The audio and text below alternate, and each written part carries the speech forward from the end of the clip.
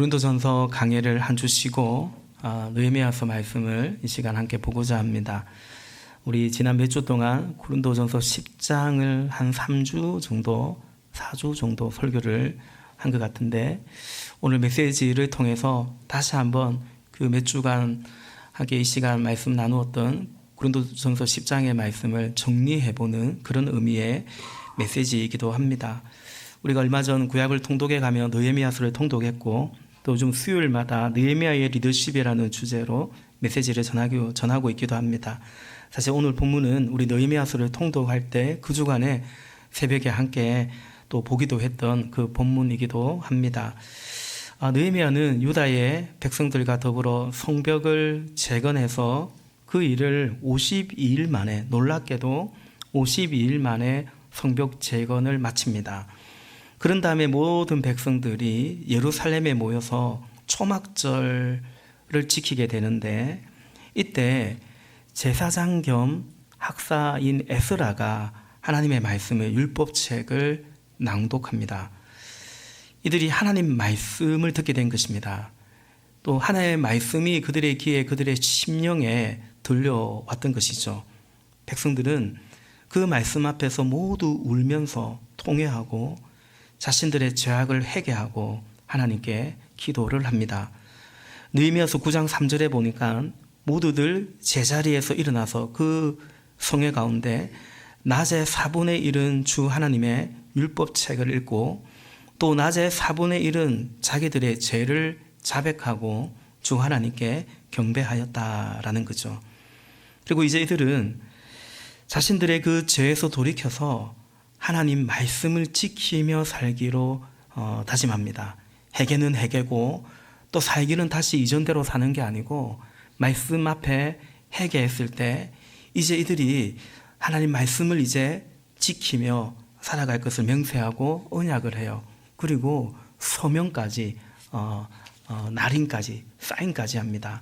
느헤미야서 9장 38절 말씀에 보니까 이 모든 것을 돌이켜 본 뒤에 우리는 언약을 굳게 세우고 그것을 글로 적었으며 지도자들과 레위 사람들과 제사장들이 그 위에 서명을 하였다라는 거죠. 그리고 이제 오늘 우리가 보는 10장은 그렇게 서명한 사람들의 이름들이 명단이 기록되어 있습니다. 그 10장 1절부터 29절까지입니다. 제사장, 레위인, 이런 영적 지도자들, 그리고 귀족, 또 관료들, 백성의 지도자들 뿐만 아니라 일반 백성들까지 모두 다 하나님께서 모세를 통해 일러주셨던 그 율례와 규례를 지금까지는 그걸 어겼고, 그걸 어겼기 때문에 하나님이 이렇게 우리에게 징계하시고, 완전히 우리를 버려도 할 말이 없는데 하나님이 또 이렇게 우리를 다시 돌아오도록 하시고, 그러니 이제 우리가 다시금 말씀 앞에 서서 이런 수모를 당하지 말자, 주의 윤리와 규례를 이제 우리가 지켜가자, 이렇게 맹세합니다. 29절 볼까요? 29절, 귀족 지도자들과 함께 하나님의 종 모세가 전하여 준 하나님의 율법을 따르기로 하고, 우리 주 하나님의 모든 계명과 규례와 율례에 복종하기로 하였으며, 그것을 어기면 저주를 받아도 좋다고 다음과 같이 맹세하였다라는 것입니다. 이제 오늘 본문 30절부터는 이들이 맹세한 그 내용입니다.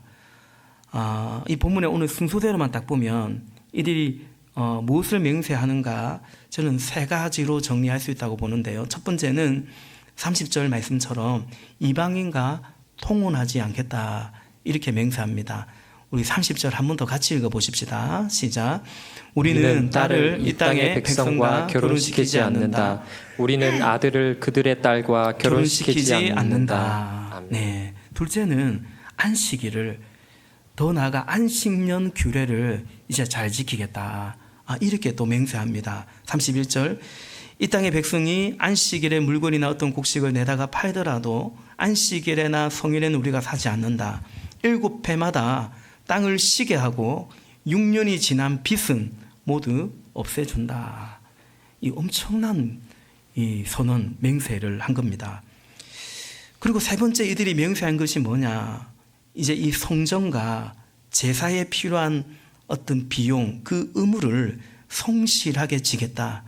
제사의 성전을 운영하고 제사를 드릴 때에 필요한 것들이 있는데 그것을 하나님의 말씀대로 자신들이 지키고 하나님께 봉헌하겠다. 그런 이제 맹세를 합니다. 그것이 본문 32절부터 39절까지입니다. 우리 32절만 같이 한번 읽어보겠습니다. 32절 시작. 우리는 다음과 같은 규례도 정하였다. 하나님의 성전 비용으로 쓰도록 우리는 해마다 3분의 1 세겔씩 바친다. 아멘. 성전 비용에 필요한 헌금을 해마다 3분의 1 세겔씩 드리겠다라고 하고, 또 34절에 보면 성전에 또 제사 지내고 할 때, 번제를 지내고 할 때 필요한 땔감 나무들이 있죠. 그것도 책임지고 우리가 바치겠다고 하고, 또 35절부터 36절에 보면 열매의 소출이든 짐승의 새끼든 간에 마디를, 첫 열매를 제사장에게 바치겠다라고 말하고, 또 37절과 38절 말씀해 보면 그 밭의 소출의 10분의 1, 11조죠. 10분의 1을 들여서 레위 사람들의 몫으로 바치겠다. 또 이렇게 말합니다. 그리고 이 모든 이 자신들의 고백 맹세를 선언적으로 결론적으로 이렇게 정리해서 말하죠. 39절 맨 끝에 보니까 39절 맨 끝에 보니까 뭐라고 합니까? 우리는 우리 하나님의 성전을 아무렇게나 버려두지 않을 것이다 말합니다. 우리죠, 우리. 우리가 누굽니까? 이 백성들, 하나님의 백성들입니다. 하나님의 말씀이 주어졌어요. 그리고 그 말씀 앞에 이제 다시 응답하기를 원해요. 그렇다면 우리는, 하나님을 믿는 우리는 우리 하나님의 성전을 아무렇게나 내버려 둬서는 안 될 거죠. 안 되는 거죠. 근데 이들이 지금까지 그렇게 했다라는 거죠.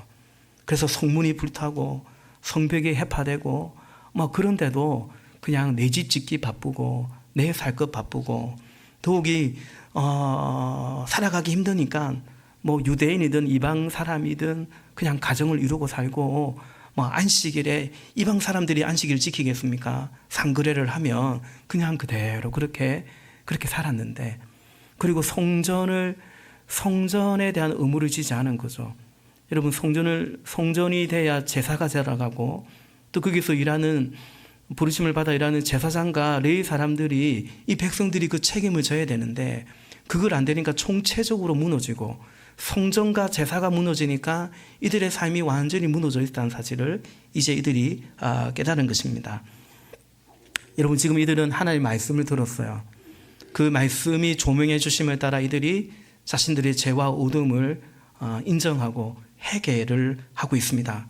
그 다음 어떻게 합니까? 이제 이 회개에 들은 말씀에 합당한 삶을 살겠노라고, 이방인과 통혼하지 않겠다, 안식일을 지키겠다, 그리고 이제 하나님 백성으로서의 의무를 감당하겠다, 이렇게 언약하고 있습니다.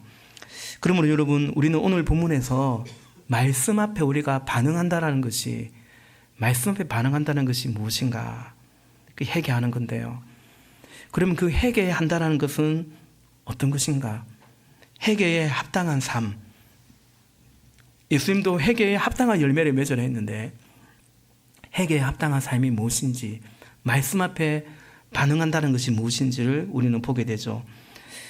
변화죠. 말씀은 우리를 깨우침만 주지 않고 그것으로 말미암아 변화로, 결단으로, 또 실제적인 변화로 우리를 인도하는데, 오늘 본문에 보면 두 가지 변화가 일어납니다. 첫 번째는 종교적 변화가 일어나요. 두 번째는 삶의 변화로 일어납니다. 오늘 말씀의 제목이 신앙생활 뭐냐? 종교적 변화이고, 그리고 삶의 변화다라는 거죠. 종교적 변화는 신앙 활동이라고도 할 수 있겠죠. 먼저는 예배가 회복되고, 말씀이 회복되고, 그죠? 공동체가 회복되고, 그런 종교적 변화가 어디로 갑니까? 우리가 늘 바라는 것처럼 목장 생활로, 한 주간의 삶으로, 예배가 또 한 주간의 삶으로, 또 우리의 삶 공부가 말 그대로 우리의 삶에 나타나는 변화로 바라보듯이, 어쨌든 그 세 축 가운데 그런 종교적 활동, 종교적 변화부터 시작되는 거예요. 여기부터 헌신이 일어나는 거예요. 그리고 그 다음에 어떤 일이 일어나는가? 구체적으로 우리의 삶의 변화로 이어져 간다라는 거죠. 그래서 이들은 이방인과 통혼하지 않겠다. 결혼, 가정, 자녀를 길러내는 것, 우리 삶의 가장 실제적인 거잖아요. 여기에 하나님의 말씀 앞에 우리가 응답하겠다는 거예요. 그리고 안식일을 지키겠다. 심지어 안식년을 지키겠다. 이건 단순히 안식일 계명이 아니라 이거는 물질, 경제 활동에 대한 변화를 선언하는 거죠. 이 역시 얼마나 우리의 삶에 실제적인 것입니까? 물질과의 관계인 거죠. 그런 다음에 이들은 성전에 대한 제사장과 레위인에 대한 자신들의 의무를 잘 준수하겠다라고 합니다. 한마디로 하나님 백성으로서 성도로서 지어야 될 그 헌신과 의무를 제대로 잘 감당함으로 성전이 예배가 그리고 제사장과 레위인들로 인해서 영적인 돌봄이 목양이 정상적으로 이루어지도록 그렇게 하겠다라는 거죠. 여러분 앞에 우리가 이방인과 통혼하지 않겠다, 가정의 변화, 안식일 지키겠다, 경제활동의 변화, 얼마나 삶의 실제적인 것입니까? 뿐만 아니라 이렇게 성도로서의 신앙적 의무를 감당하겠다라는 것도 철저하게 실제적인 것입니다. 왜냐하면 이 세 번째가 오히려 이 성도로서의 하나님과의 관계 속에서 감당해야 될 것을 감당해 갈 때 우리는 사실은 앞에 두 가지 가정에 관한 거, 경제활동에 관한 거, 그 변화가 사실은 이루어지는 거고요. 그리고 지속적으로 더 확장해서 이루어져 가는 것이기 때문에 이 세 번째 이 결단도 이들이 명세한 것도 자기의 삶의 실제적인 것이다. 또 그리고 실제적으로 주님께 나의 것을 드리는 헌신이 있는 것이다라는 것이죠. 사랑하시는 여러분, 오늘 예배하는 우리 안에 우리의 또 우리 공동체와 우리 각자의 신앙생활 안에 이런 은혜가 있기를 하나님의 말씀이 들려지고 그 말씀이 우리의 내면을 또 우리의 삶을 비춰주시고 그 앞에 우리가 또 회개할 수 있고 더 나아가 이 말씀으로 인해서 그 회개에 합당한 삶의 변화의 결단들이 있기를 그리고 그런 변화의 열매들이 있기를 오늘 예배하는 모든 우리에게 그와 같은 은혜가 있기를 주님의 이름으로 축복합니다. 이건 뭐냐면 한마디로 하나님 믿고 하나님 말씀대로 살겠다는 거예요. 이들이 뭘 안 했냐면 하나님을 안 믿었어요. 옳게 안 믿었어요. 그 증거가 뭐냐? 계명을 안 지키는 거죠. 그럼 어떻게 살았어요? 이방 사람들처럼 살았어요. 그래서 하나님께서 징계하시고 진노하신 거죠. 버리지 않으신 거예요. 그게 끝까지 사랑하신 거예요. 하나님 백성을 포기하지 않고 버리지 않아서 오늘 여기까지 이들이 와 있었던 거죠. 이제는 그런데 하나님 믿고 하나님의 말씀대로 살겠습니다. 세상에 살 때 세상 사람과 섞여서 세상 방식대로 그냥 그렇게 더 이상 살지 않겠다. 바로 그 결단인 거죠. 그게 뭔가 첫째는 말씀드린 것처럼 결혼이고 가정입니다. 이방인과 통혼하지 않겠다는 것입니다. 이방인과 그래요. 믿지 않는 사람과 결혼하지 않겠다. 그것은 물론이고 연애를 하더라도 세상 사람들처럼 하지 않겠다. 결혼을 하더라도 꼭 세상 방식대로 하지 않겠다. 우리가 출산을 하고 애를 키우더라도 그저 세상 그런 방식대로만 하지 않겠다. 바로 이것이 본문 30절에 우리는 우리 딸을 이방인과 우리의 아들을 이방인과 결혼시키지 않겠다라는 이 의미가 거기까지 포함되어 있다라는 거죠. 여러분, 믿는 자의 결혼, 부부 생활, 자녀 출산과 양육, 그리고 부모의 공경, 또 형제 간의 우애, 친지 간의, 친척 간의 관계, 이 모든 것이 하나님 백성의 가장 기본적이고 총체적인 삶이죠. 이 신앙은 결국 우리 인생은 관계를 맺고 살아가는 건데 가장 가까운, 가장 밀접한 그야말로 가족인 가족과의 관계, 그 가족과의 관계 안에서 하나님 말씀에 우리가 어떻게 반응하는가라는 거죠. 이 시작은 결혼이죠. 가정의 시작은 결혼이니까요. 결혼이란 인생의 결정적인 것인데 사실은 거기서 그의 믿음이 결정적으로 또 그 부모의 믿음도 결정적으로 확인되는 거죠. 우리 인생에서 얼마나 중요합니까? 그야말로 결혼이요. 그러니 이렇게 중요한 결정적인 그때 우리가 누군지, 내 믿음이 어떤지 결정적으로 확인됩니다. 어떻게 믿고 있고 어떻게 살고 있고 결국 어떤 사람인지를 알게 된다는 거죠. 이들이 여러분 가령 성전을 쟁언하고 있네, 또 성벽을 쟁언했네, 그러면서 이방인과 계속 통혼하고 살아요. 그럼 이들은 뭡니까?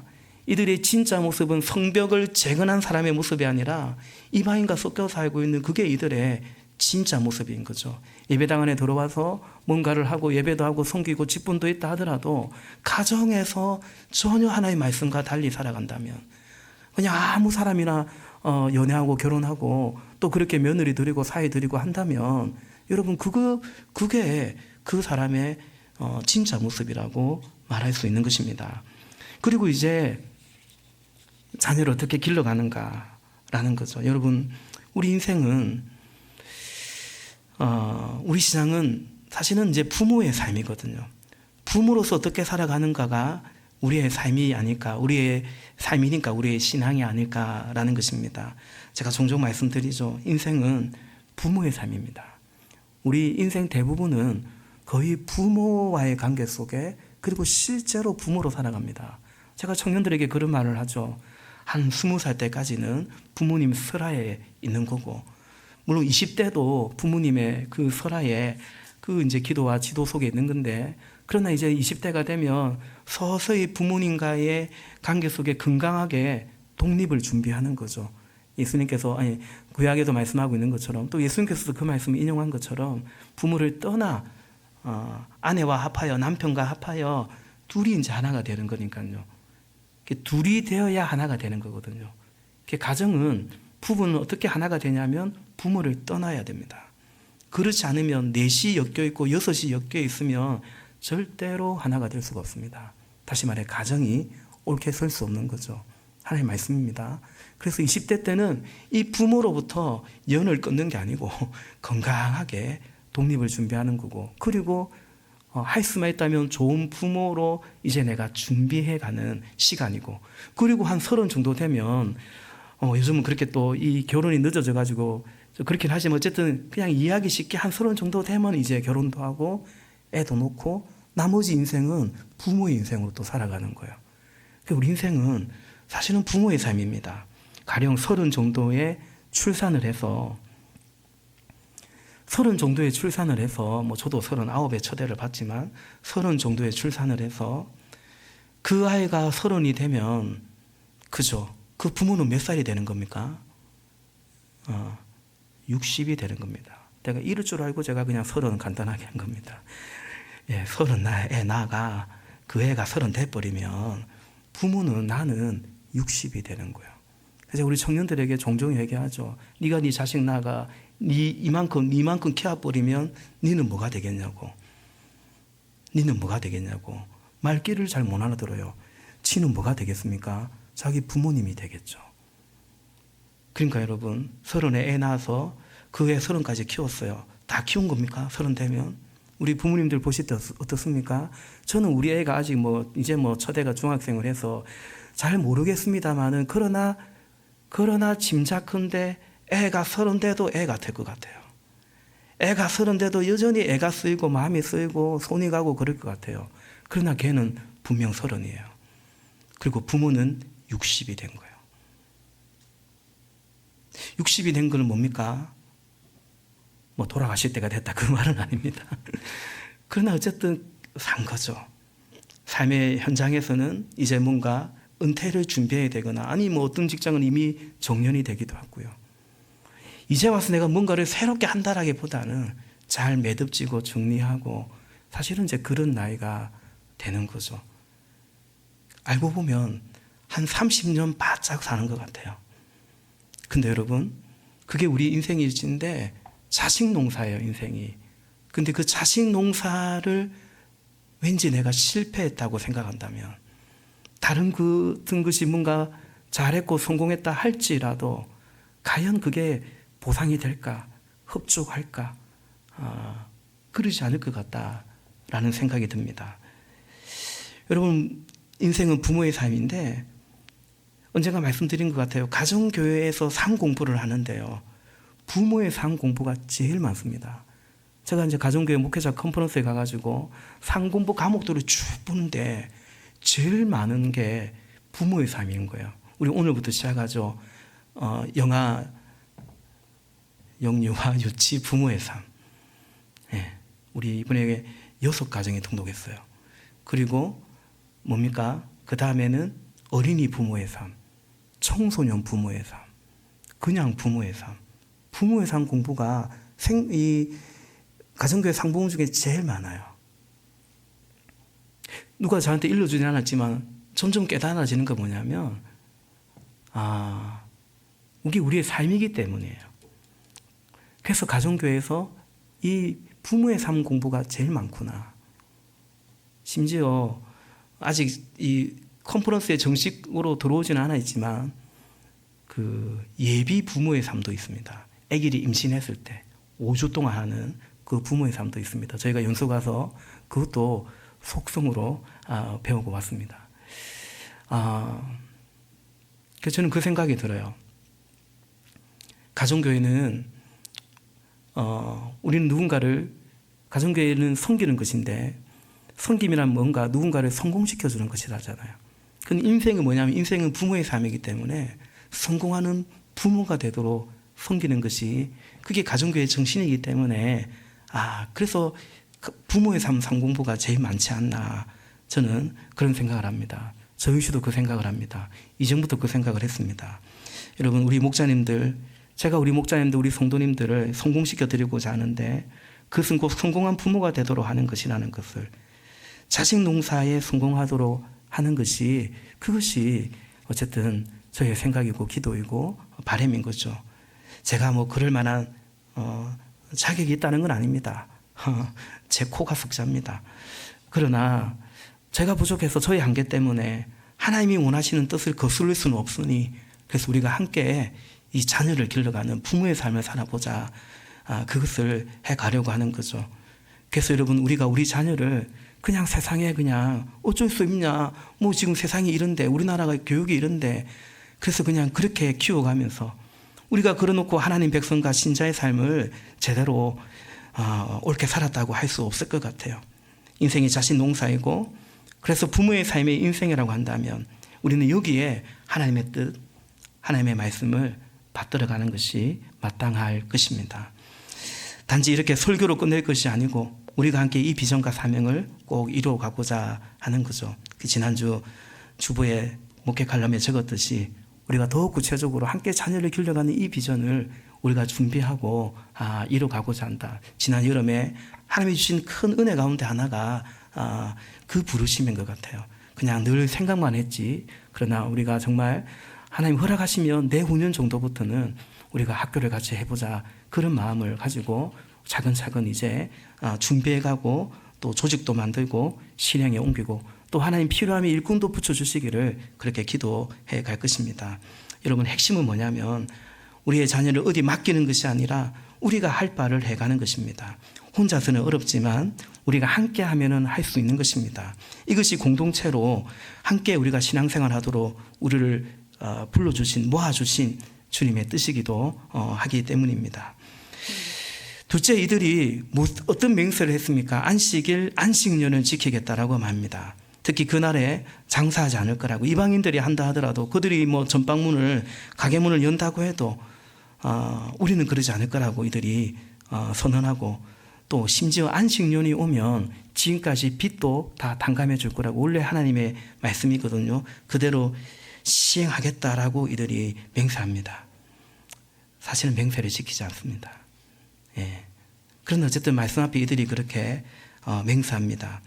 여러분, 이것은 말씀드린 것처럼 경제 활동을 말합니다. 물질과의 관계를 말합니다. 우리 삶의 제일 소중한 관계는 하나님과의 관계를 제외하면 말 그대로 가족이라고 할 수 있겠죠. 가족이라고 볼 수 있죠. 제일 소중한 우리의 가족들, 그들을 위해서, 소중한 우리의 가족들을 위해서 제일 필요한 것이 뭘까? 예, 제일 필요한 것은, 정답은 주님이다, 믿음이다, 이건데, 근데 또 우리 소중한 가족을 위해서 또 제일 필요한 것은 뭘까? 물질이기도 하죠. 그래서 우리 인생은 어찌 보면 소중한 가족을 위해서 경제 활동을 해가는 거죠. 제가 그 에너지를 조금 바꿔서 소중한 가족을 위해서 경제 활동을 하는 그 에너지를 조금 바꿔서 직접 아이를 길러가는 곳에 우리가 쏟자. 애를 어디 보내고 그 비용을 충당하기 위해서 그렇게 처자식 먹여 살려고 애들 공부시킨다고 하는 그 에너지를 조금은 달리 하나님의 말씀 앞에서 우리가 생각해 보자라는 거죠. 어쨌든 소중한 가족을 위해서 우리가 평생 경제 활동을 하죠. 우리 삶의 실체입니다. 그러다 보니 소중한 사람을 위해서 제일 소중한 것이 물질인 거죠. 또 때때로 이것이 주객 전도가 일어나기도 합니다. 그죠? 다 진짜 사랑하는 거는 가족이고 자녀인데 마치 그게 아니라 막 그냥 돈 쫓아가는 것처럼 오히려 여기에 소홀해지는 것인 양 주객 전도가 때로는 일어나기도 합니다. 그러므로 여러분, 우리가 여기에 하나님의 주권과 말씀을 인정하는 것이 중요합니다. 그것이 안식일이고 안식년입니다. 그리고 헌금이고 주의 교회를 함께 세워가는 것이고 11조입니다. 일하니까 돈 벌죠. 일해서 돈 벌어서 그것으로 그것 믿고 살아가겠다는 것이 아니라 그 일을 멈추고 하나님 믿고 살아가겠다.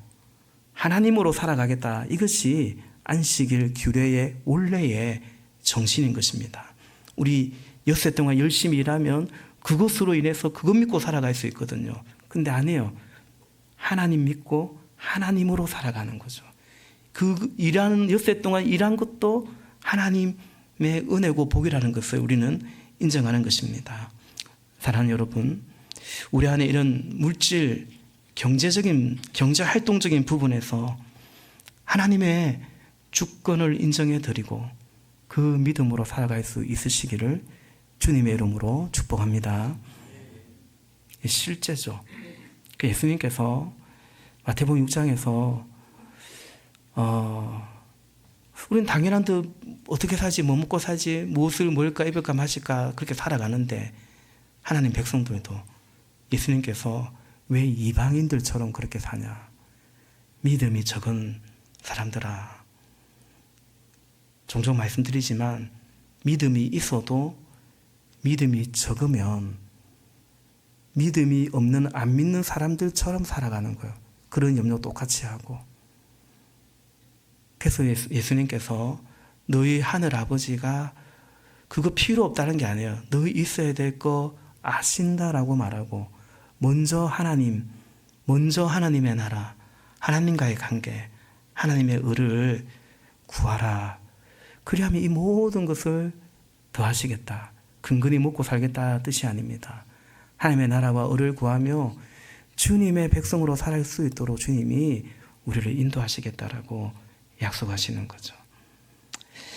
마지막 이들이 맹세한 것은 성전과 제사에 대한 의무를 지켜가겠다라는 거죠. 말씀드린 것처럼 가정, 경제활동 앞에 두 가지, 이것이 우리의 실제적인 일상이고 삶이라면 그 모든 것을 하나님 백성으로서 살아가도록 하는 기반과 기초가 뭐냐? 바로 이 세 번째인 것입니다. 예배와 공동체, 영적인 부분에 대한 헌신, 그 삶의 우선순위입니다. 여러분, 오늘 이 예배처럼 공동체의 예배 없이 사실 삶의 예배란 어렵습니다. 종종 이렇게 꼭 주일 예배만 예배냐, 삶의 예배가 진정한 예배지, 이런 말들을 하는 분들이 있는데, 그런 청년들도 있는데요. 제가 얘기해요. 네 말 맞는데 어쨌든 간에 주일 예배도 잘 드리라고. 왜냐하면 이것 또한 하나님의 규례니까요. 이 규례를 지키지 않는 사람들이 삶 속에서 하나님의 계명을 지키겠느냐. 여러분, 탁상공론이라는 말이 있지 않습니까? 현실은 모르고 책상머리에 앉아가지고 막 생각만 하는 거예요. 이 예배만 예배입니까? 삶의 예배가 예배지. 그러면서 주일 예배를, 공동체 생활을 소홀히 하는 사람들은 일종의 영적인 탁상공론하는 사람들이에요. 실제로 삶의 예배를 일상 속에서 하나님의 계명을 지키려고 그렇게 성령의 인도함을 따라 살려고 애를 써봤으면 그런 소리 안 합니다. 우리가 주중에도 흩어진 이후에도 있는 자리에서 예배자로 그 성령의 인도함을 따라 주의 말씀을 따라 살고자 하면 그 사람은 더 주일을 기다릴 것이고 더 목장 모임을 사모할 것이고 이것으로는 부족하네. 새벽 예배도 나오고 수요 예배도 나오고 사실은 그럴 거예요. 그 예배 다 빼먹으면 안 된다 그런 뜻은 아니에요. 실제로 그렇다라는 거죠. 그렇게 안 살아봐서 하는 말입니다. 그러므로 여러분 우리가 가정생활, 경제활동 다 중요한데 하나님과의 관계가 먼저다. 이거를 이 종교적 변화 없이 삶의 변화 없다라는 사실을 잊으면 안 되겠다 말씀드립니다. 말씀을 정리합니다. 신앙생활은 두 가지 변화, 종교적 변화와 삶의 변화를 가져오고 그것이 성장하고 성숙해져 가는 것을 신앙의 성장이다, 또 영적인 성숙이라고 하는 거죠. 먼저는 종교적 변화입니다. 그래야 삶의 변화와 예매로 이어진다라는 거죠. 우리 예배와 목장과 삶공부의 이 세 축의 변화. 그러므로 여러분 여기에 여러분의 결단과 노력이 또 변화가 있기를 원하는 것입니다. 그리스도인다운 성도의 그런 복되고 윤택한 삶을 살기를 원한다면 사실은 신앙 활동이라고 할지 모르겠지만 이 신앙 활동을 잘 해야 여러분의 삶이 신앙 활동에만 그치지 않고 여러분이 원하시는 신앙 생활로 이어져 간다라는 거죠. 마태복음 22장 36절부터 40절에 보면 어느 이제 율법학자가 서기관이 예수님께 물어요. 사실은 예수님을 골탕 먹이려는 아주 불순한 의도로 묻는 거죠. 어느 계명이 제일 중요한 계명이냐 물어봐요. 예수님께서 하나님 사랑하고 그 신명기 6장의 말씀을 인용하죠. 하나님 사랑하는 거다. 첫째는 그거다. 둘째는 이웃을 네 몸과 같이 사랑하는 거다. 이것이 온 율법과 선지자의 강령이니라 말씀해요.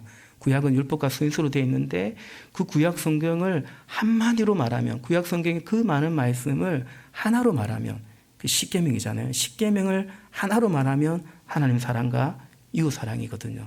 딱 정리해서 율법학자 전문가잖아요. 얘기했더니 율법학자가 놀라 자빠집니다.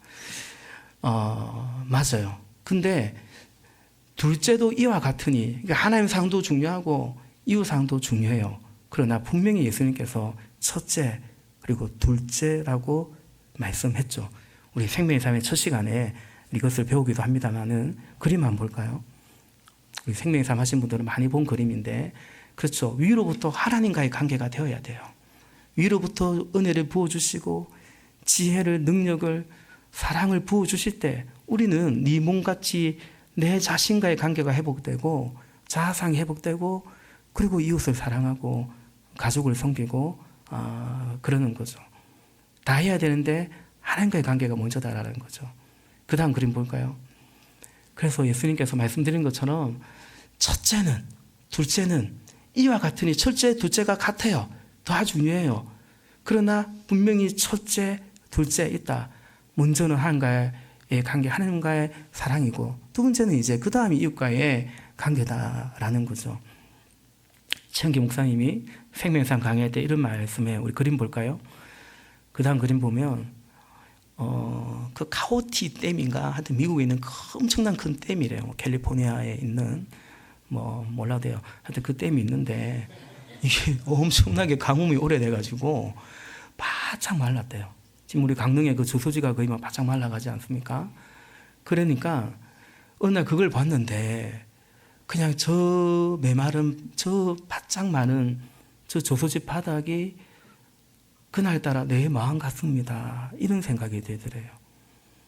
원래 저 저수지는 물이 위로부터 비가 오고 또 산에서부터 물이 내려와가지고 저수지에 가득 차서 그래서 아래로 물을 내려보내주고 싶어서 만든 거거든요. 생활용수로, 농업용수로, 또 이 공장도 돌리고 산업용수로. 근데 주고는 싶지만 있어야 줄 거 아닙니까? 우리 신앙생활이 왜 힘드냐면 없는 것으로 하려니, 믿음이 없는데 믿음 생활 하려고 하니, 은혜가 없는데 은혜를 나누려고 하니, 그러니 쥐어 짜내듯이. 사실은 제가 자주 기도하지만 쥐어 짜내는 것이 아니라 다윗의 고백처럼 하나님 내 잔이 넘치나이다. 여러분께 기도 부탁을 하죠. 그럴 수 있기를. 강단에서 생수가 흘러가야지 지어 짜내는 그런 게 되지 않도록. 예.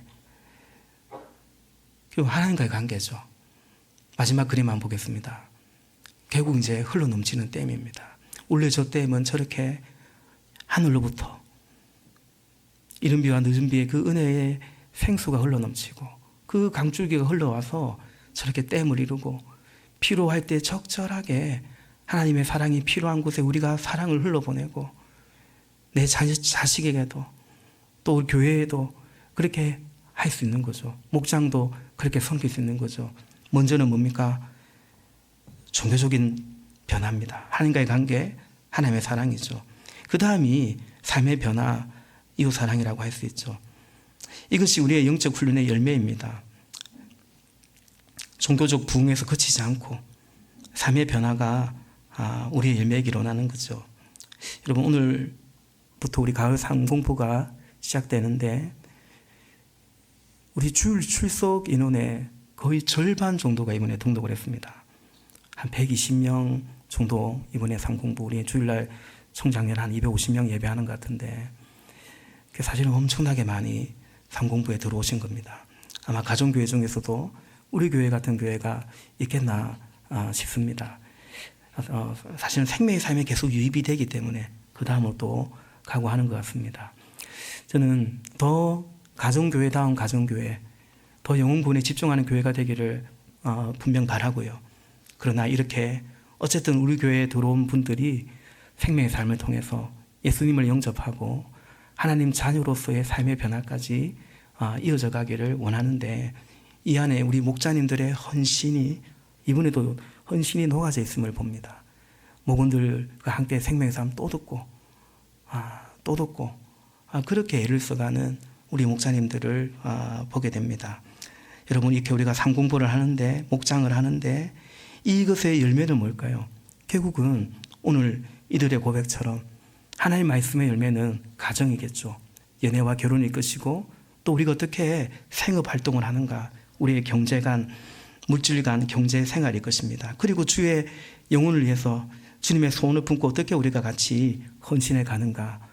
결국은 종교적 변화가 삶의 변화로 이어지는 그런 신앙생활이기를 원하는 거죠. 사랑하는 여러분, 그러므로 우리 10장에서 봤던 것처럼, 고린도전서 10장에서 본 것처럼 우리 선줄로 생각하지 말고 이 나이에 내가 뭘 더 배울 만큼 배웠다 그렇게 생각하지 말고, 그리고 나는 이미 늦었다, 내가 뭘 더 하겠노, 이렇게 포기하지도 마시고요. 어디까지 이르든지 간에 뒤의 것은 잊어버리고 우리의 부르심을 따라 표대를 향해 나아가는 그 은혜 안에 그전히 함께 서가는 저와 여러분 우리 모두가 되시기를 예수님의 이름으로 부탁을 드립니다. 기도하겠습니다.